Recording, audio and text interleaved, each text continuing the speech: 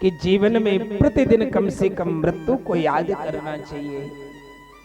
अब लोग बाग सोचेंगे कि महाराज जी ऐसा क्यों कह रहे हैं। मैं अपने मन की बात नहीं कह रहा हूं, शास्त्रों में लिखा है कि जीवन में प्रतिदिन मृत्यु को याद करो। जो व्यक्ति याद करता है कि मेरे को एक ना एक दिन मरना पड़ेगा, वो कभी गलत काम नहीं कर सकता। हाँ, शास्त्र कहता है जीवन में जो सत्यता है उसको भूलना नहीं चाहिए। चाहे सोचो चाहे नहीं सोचो, जाना तो पड़ेगा। लेकिन परमात्मा भगवान बड़े कृपालु हैं, बड़े दयालु हैं। श्री सुखदेव ने जो ही कहा, परिचित का जाति विदुरस्य यादव पतेरुग्रस्य किम पौरुषम। अरे परमात्मा ना तो जाति ना वर्ण ना उम्र ना डिग्री कुछ भी नहीं देखते। भगवान तो प्रेम के अधीन है। आज जैसे ही विदुर का नाम लिया, कहते हैं का जाति विदुरस्य यादव पते।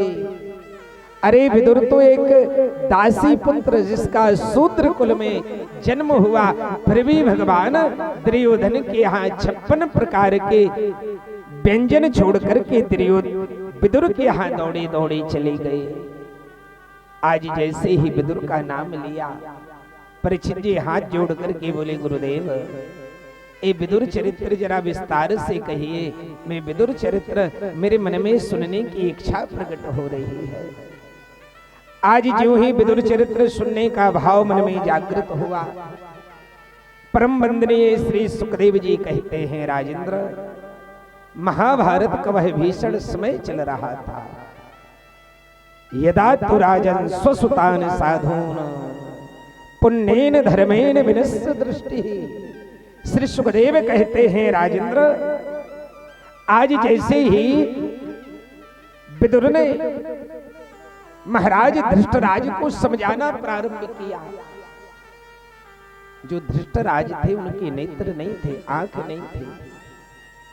आज दौड़े दौड़े महामंत्री थे ना विदुर, कौरवों के महामंत्री थे।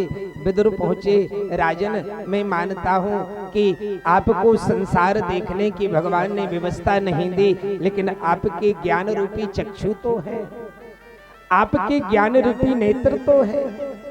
आप क्यों अधर्म का साथ दे रहे हो। विदुर ने समझाना प्रारंभ किया।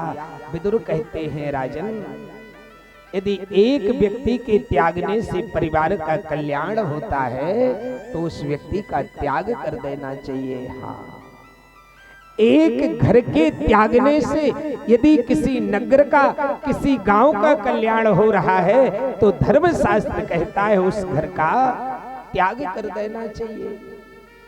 विदुर कहते हैं, राजन यदि आप अपने दुष्ट पुत्र दुर्योधन का त्याग कर दोगे तो इस वंश का कल्याण हो जाएगा। एक कौरव वंश काल के गाल में जाने से बच जाएगा। दुर्योधन सुन रहा था। दुर्योधन कुछ दूरी पर खड़ा था।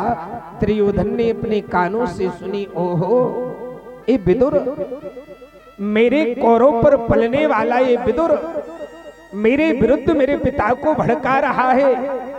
का एव मातेन जुहाव जिप्या, बिगड़ गया दुर्योधन तो। ए विदुर, तेरे में इतनी शक्ति, तेरे में इतनी सामर्थ्यता कहां से आई। मेरे टुकड़ों पर पलने वाले मेरे विरुद्ध मेरे पिता को भड़का रहे हो।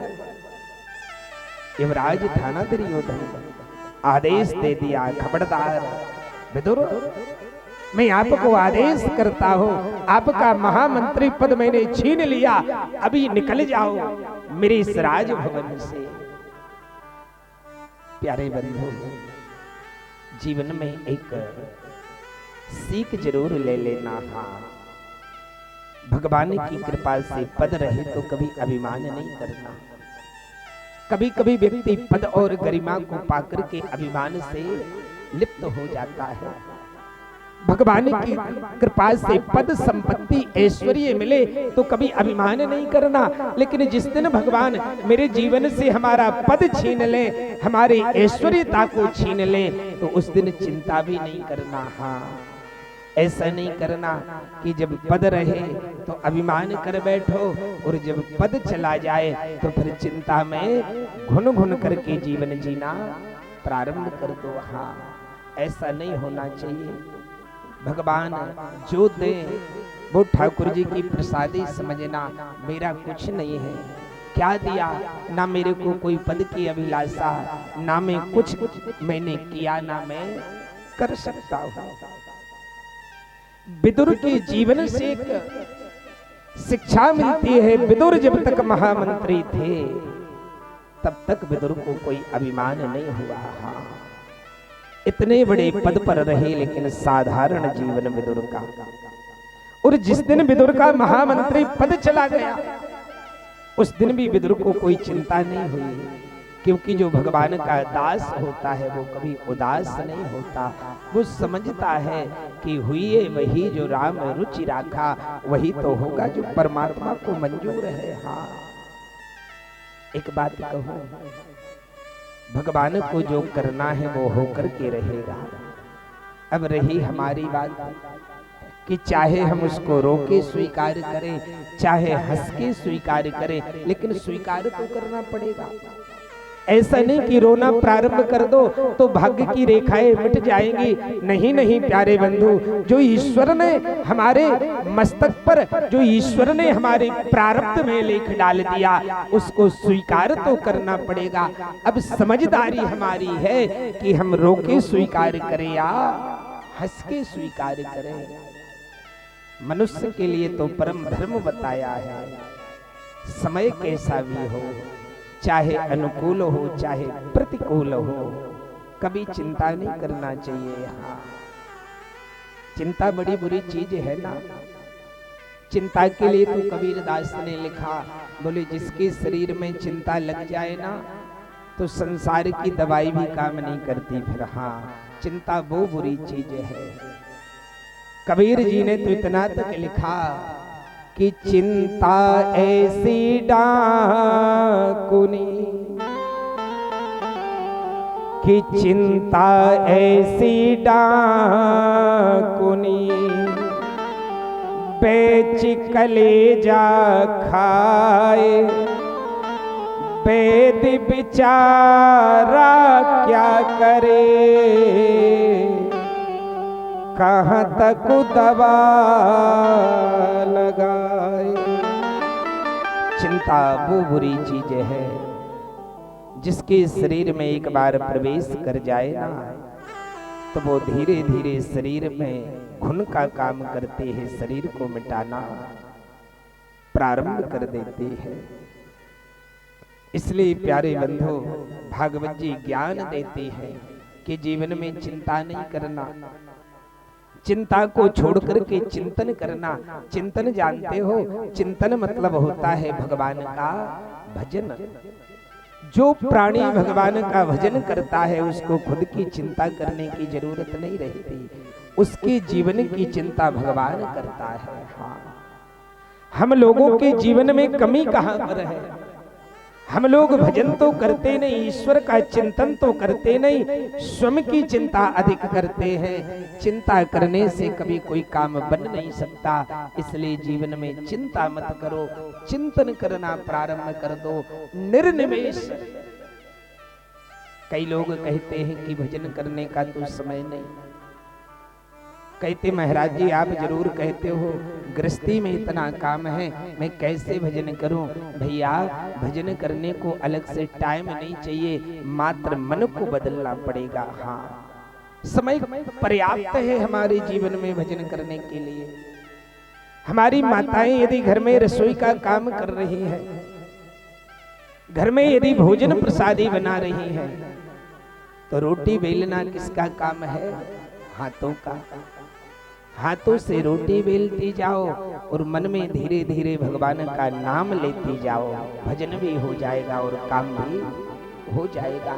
एक बात और मानना, जो माँ, जो नारी प्रभु का नाम लेकर के भोजन बनाती है, रसोई बनाती है, उसमें यदि भगवान का नाम लेकर के भोजन बनाया ना तो जो भी उन भोजनों को करेगा तो उसको भी लगेगा कि हम भी भगवान का भजन करें।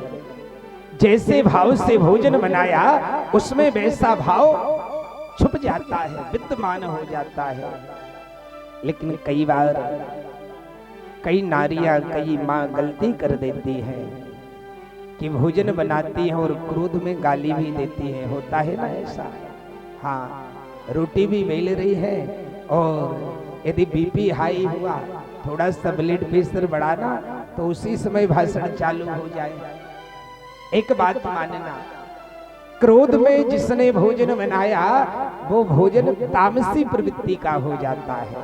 मैं अपनी मन की बात नहीं कह रहा हूं। जिसने क्रोध करके भोजन बनाया वो भोजन तामसी प्रवृत्ति का है। जो व्यक्ति उस भोजन को करेगा उसको भी क्रोध आएगा, उसको और कुछ मिल नहीं सकता। जीवन में क्रिया श्रेष्ठ होना चाहिए। हाँ, बोलो भागवत महापुराण की जय हो। राधा रानी सरकार की जय हो। कि बिल्कुल है नैया